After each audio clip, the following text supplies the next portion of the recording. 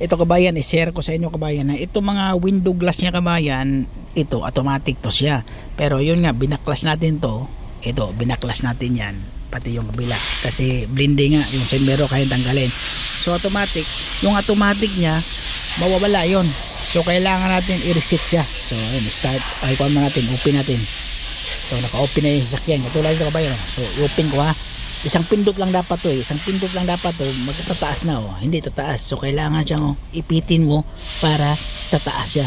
So ibabalik natin yan oh. Pag ibaba mo rin oh, hindi siya isang pindot lang. Isang pindot lang dapat yan bababa. So ang gawin natin, iangat natin to siya. Pundo natin yan. So mga ilang segundo yan. Tapos babalik na yan. Tingnan mo. Huwag mong bitawan. So ganyan oh. Automatic na yan. Pag isang pindot mo, automatic bababa na yan. Tingnan mo. Na.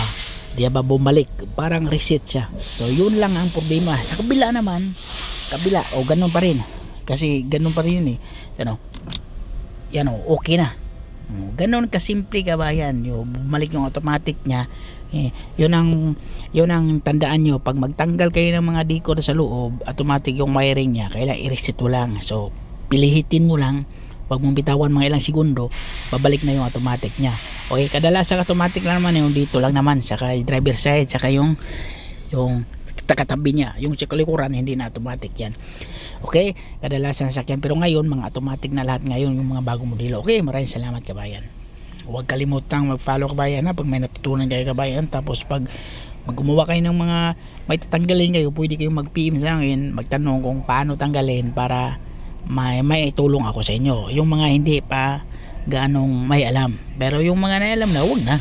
Yung mga may alam lang, kasi pagtanggal alam natin yung paano tanggalin talaga yung mga decor.